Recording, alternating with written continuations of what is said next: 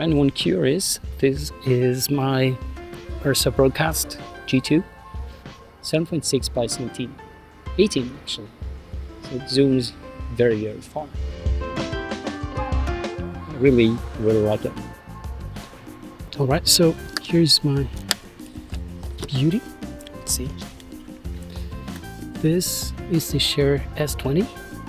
It's an RTK scanner. That means it can take in GPS signals to get good precision in open spaces like this, where there is not many features all around. So this is the scanner itself. Here is the battery grip. And here it is, the complete assembly. Now granted, I'm not an expert in this. This is the third day I've had it, but I'm still learning. It's very fun. What you have here is the interface. So I'm gonna start. Let's see if I can get better RTK signal. I will initiate the scanning and I'll walk around. I don't know if you can hear the clicks, but it's already scanning.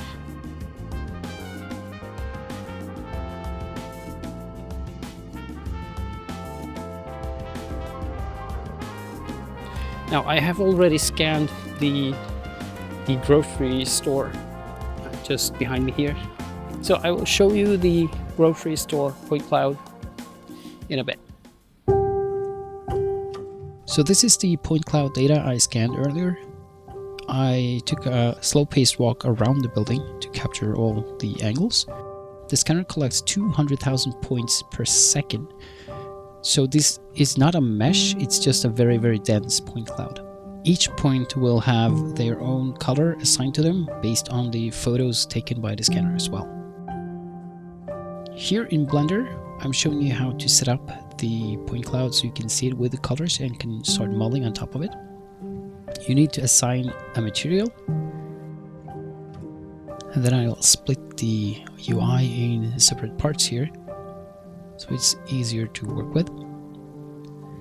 I will assign geometry nodes to one of them and the shader editor to the other. Here I'm adding a color attribute and assigning the attribute col or COL to the base color. And from there we need to go into the geometry nodes and create a mesh to points, then connect that to set material, and remember to actually set the material you want to assign the point cloud colors to. Alright, and this is in Houdini. I've basically done the same thing here with whatever tools are there for Houdini. I'm creating a box to clip the data so I only see the points for the walls. That way it's easier for me to see where the walls are and where I want to draw my curve. There's many ways you could do this. You could have made a cube and divided it, then extruded parts and so on, or you can make a curve like I did. In the end, what matters is that you make the shape the way it's supposed to be.